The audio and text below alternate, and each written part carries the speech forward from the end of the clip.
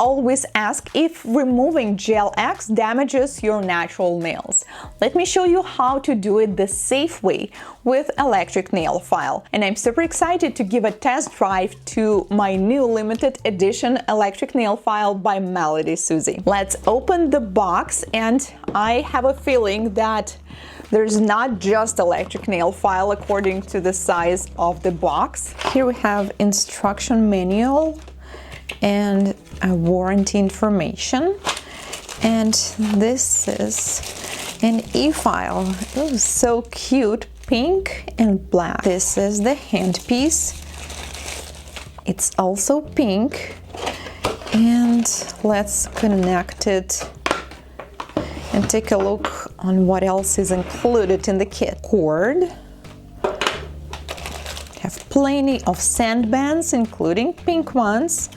Have this cool kit, all pink. We have this holder for the handpiece that you can put right here on the side. So it will be like this. Then there's this little thing for the belt, if you prefer to have it like this. Then we have carbide bits. We have some rhinestones and pearl hemispheres, tweezers, more tools right here, and different kinds of nail stickers. Let's try the e-file. Let's turn it on.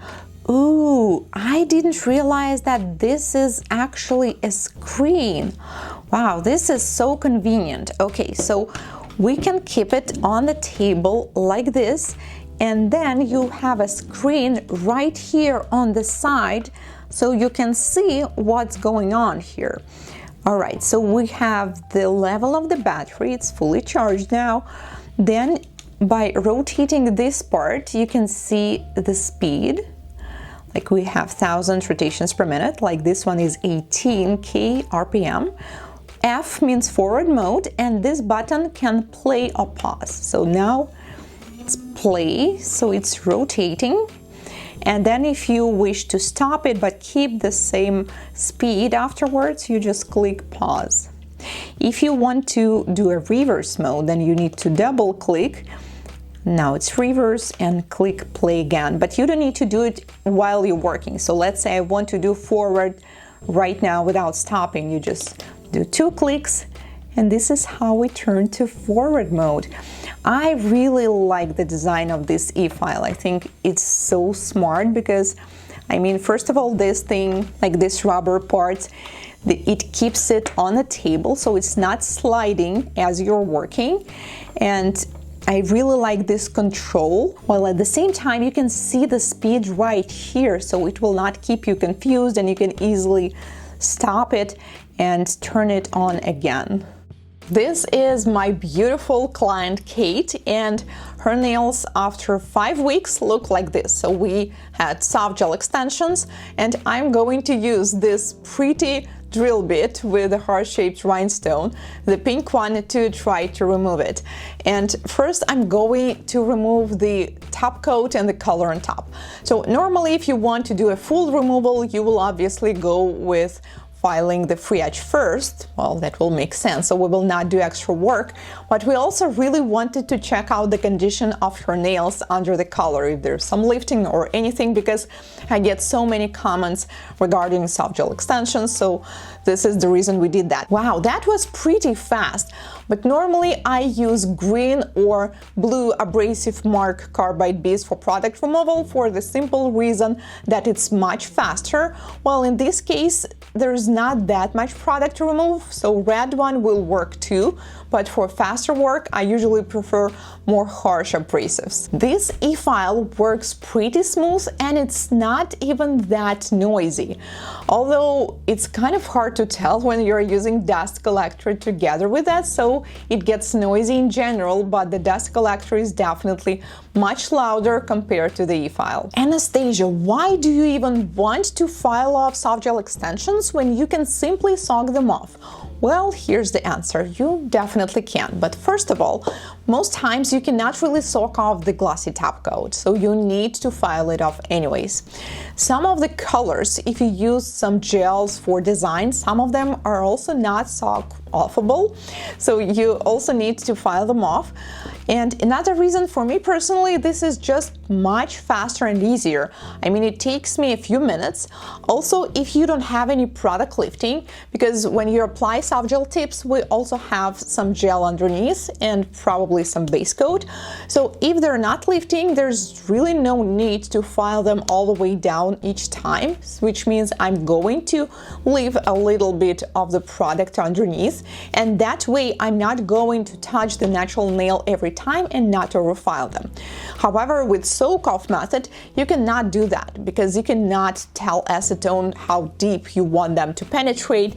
It's still going to remove the entire product, and even if there's a layer that's still remaining, it's definitely broken down already, so it feels softer, so you need to file it down, and that's the reason I really prefer this method. However, at home, if you don't have e-file, it might be easier. I get that, but I'm just a big fan of electric nail file product removal, and obviously you can also use it for infills, for dry manicure, for pedicure. So the top speed is 35,000 rotations per minute, and you can easily use it on highest speed whenever you need to do something like acrylic or hard gel product removal. With soft gel tips, I usually use about 20 to 25,000 RPMs. So then I decided to try my own drill bit. So first we used the carbide from the kit, and now I'm using a ceramic one. And you can see how fast it's removing, and the reason is because the abrasive is much stronger. I believe this one is with blue abrasive mark, so blue is more coarse compared to red, which stands for fine abrasive. So now the work is going way faster. So we filed off the free edge, now we're filing off the remaining tips and product from the top. By the way, there was no product lifting, maybe only 2 small spots on the nails, and that's the main reason we removed the color first, because we wanted to check it out. And now I'm going to remove the tip. When you're removing soft gel tips extensions, obviously you need to file off the tip, but you are allowed to leave a little builder gel, especially if it's not clear. And the main rule, it should not be lifting. Since we are going to do a completely different kind of nail extensions, we are going to remove the product almost completely, but be careful. Sometimes, especially when the product is transparent, it may be a little tricky. So your goal is not to damage, not to overfile the natural nail accidentally. So how can you tell if this is a piece of product or is this a nail? Take a super close look. Normally, the product is super smooth, while natural nails always have these tiny ridges, tiny lines of them. They have a little pattern on top of them, if you know what I mean. So if you take a close look, if you clean the dust, most times you can't tell because the product is just smooth, nails have ridges. So always keep that in mind. Always slow down and stop if you're not sure. Always make sure that the dust is not on your way, because sometimes it can be confusing. You just can barely see anything through it, and then you realize that, oh my God, I'm already filing the nail down. And of course, another indicator is that it's not supposed to feel hot, because some of us have very thin and sensitive nails, and usually that's a bit easier. You can immediately feel and tell if there's something wrong, if you already can feel some heat, while some of us are more lucky and have really thick nails. Now that can be tricky because sometimes you may not feel this heat right away, but you still can damage the nail. So always keep that all in mind. Now let's proceed with the dry manicure. I'm going to push back the cuticles. She has beautiful natural nails, and even though it's been 5 weeks since we did these extensions and manicure, there's still not that much cuticles to clean. So when I'm pushing back the cuticles with orange wood stick, I just make sure that I separate the spreading part of the cuticle from the nail plate. So I will not to do that with e-file. And when I proceed with e-file, my goal is simply to push back the cuticles and to clean that spreading part of the cuticle from the nail plate. It's been 5 weeks, so her nails are quite long now, and we are going to do a new extensions, new shape, and new inlay design. By the way, you guys will love it. So it will not really make any sense to keep her nails long. We will be using dual forms. So I'm going to file her nails short. I will be using this nail file from the kit, which is 180 grit. Well, this side is 180 grit. Be careful because another one is more coarse, 100. And that's the abrasive we're not supposed to use ever on the natural nails. Okay, that one is for the product only. Now her nails are short. Oh my god, they still look pretty. So I set the speed to 15,000 RPMs, which is 15,000 rotations per minute, and I'm going to use a flame-shaped diamond drill bit with red abrasive mark and start with the left side. I really like how the screen is located on this e-file because on most of them it was on top of the e-file, so you need to lean over or you just need to do something to be able to see the speed, but here you can see it right away. Because when you're learning, I know it's confusing. I always tell my students, I always share it in my videos, like this is the speed you need to use. And I always get this question, but how do I know? Like on my e-file, I can't even see these numbers. So you need to understand how this circle of speed works. While with this e-file, you can see the number right away. You're like, okay, so I set this speed. So I'm going to push back the cuticles and clean the sidewalls.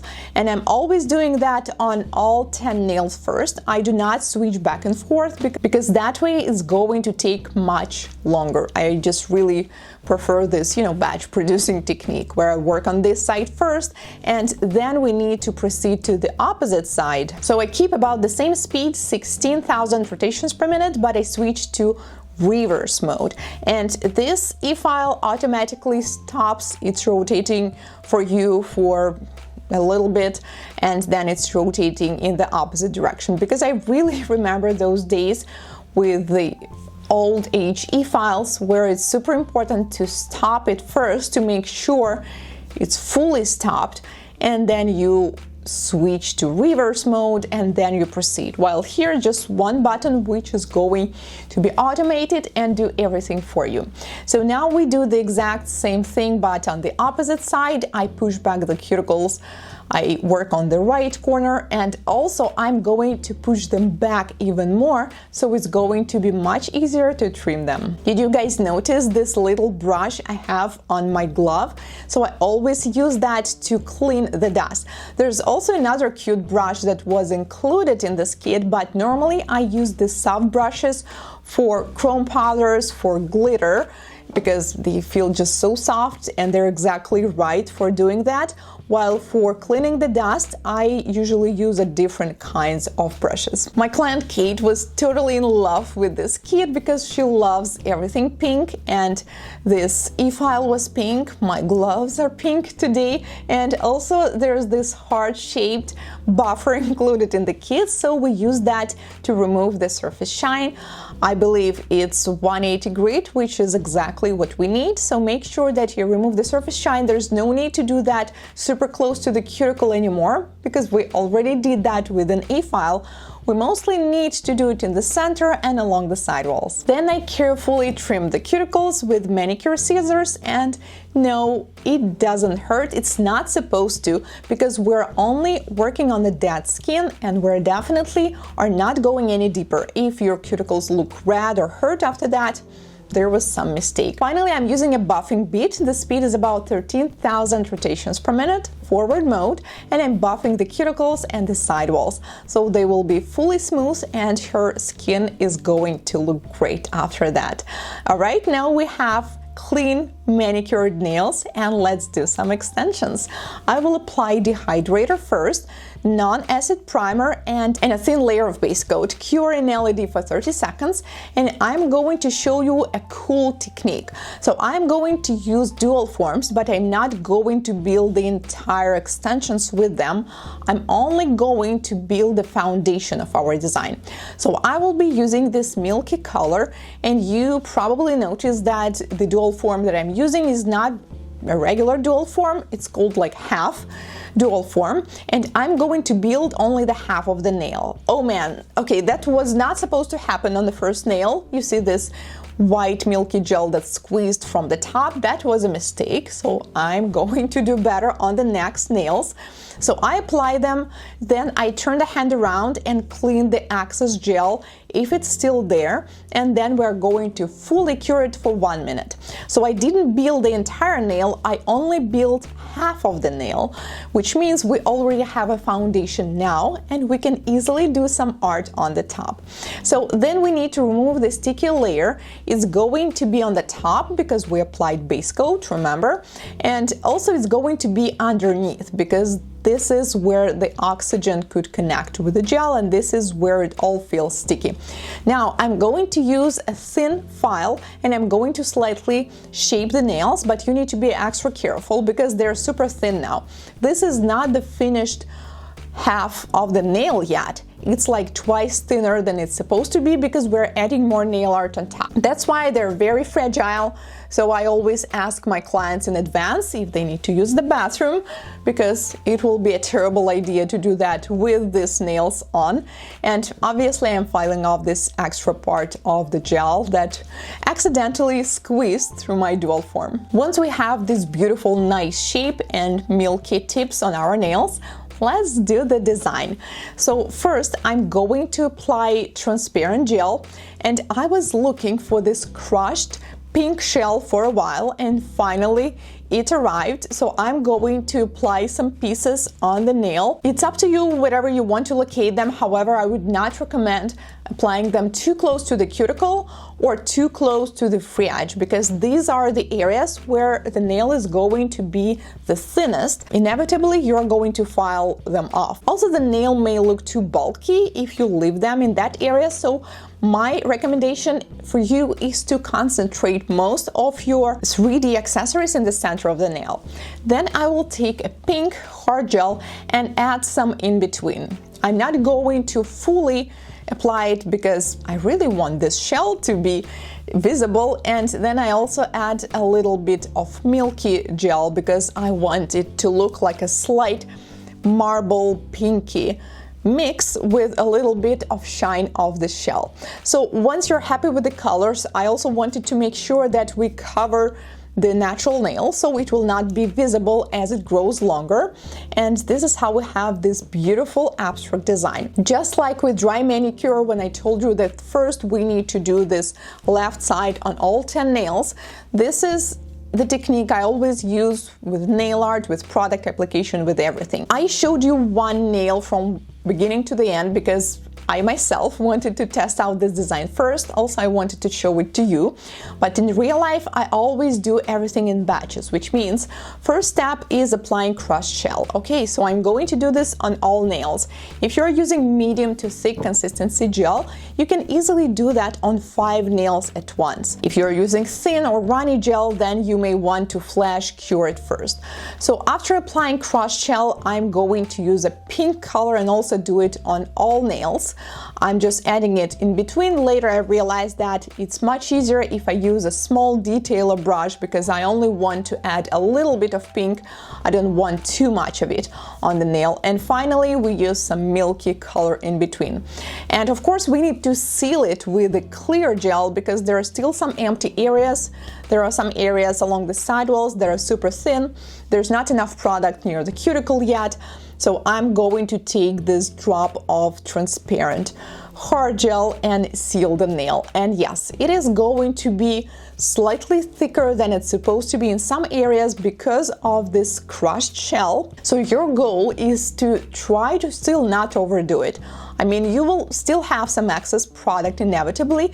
Just try to make it look reasonable, you know, just not extra. So when sealing with transparent gel, I always do this slip layer first, which I used to call wet floor. By the way, thank you guys for correcting me. I kind of like the phrase wet floor too, but yeah, slip layer kind of makes more sense. So first I apply it, I do not cure it, and then I take more gel, and with the floating technique, I seal the gel. So I use this technique not only for one color application, but also when I'm sealing the design, whatever is inside, whether it's just a nail art or something with accessories. And finally, we cure it in LED for 1 minute, and we almost have our beautiful design finished. I'm so excited to show you the final look. First, we need to remove the sticky layer, because whenever you're working with gels, you have it. Make sure that you clean it really well, because if you will not clean it properly, let's say along the sidewalls, along the cuticles, you're risking skin contact, which is potential allergic reactions. Second, you're risking sticky layer getting into the dust that is going to fly around, and you and your client are going to inhale it. So this is pretty serious. Do not be greedy when it comes to using lint-free wipes and alcohol or special solutions for removing a sticky layer. Clean it thoroughly. And then, since we have these areas where the nail is kind of thicker than it's supposed to be, of course I'm going to use electric nail file.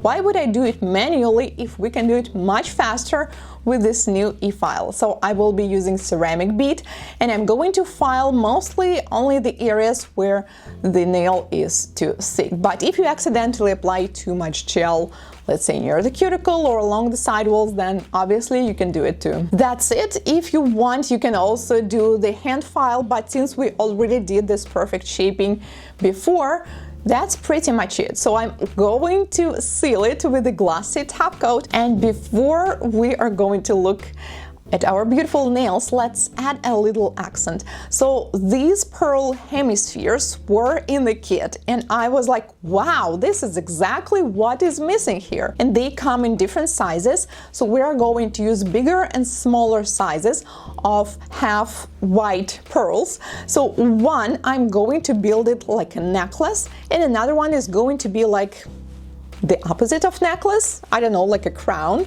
and I'm going to add some caviar beads in between. We picked silver because Kate prefers silver jewelry. I always ask my clients if they're golden jewelry type of girls, then obviously I'm going to use gold. And this is the final look. Beautiful inlay design, which I think would be perfect for every day, for anyone who's a fan of these beautiful milk and pink colors, or even for your wedding day. I'm definitely keeping this e-file because it's strong enough both for extensions, for fills, and for dry manicure, and we'll leave the link to this limited edition kit for you in the description box as usual. Thank you so much for watching, and I will see you in my next video.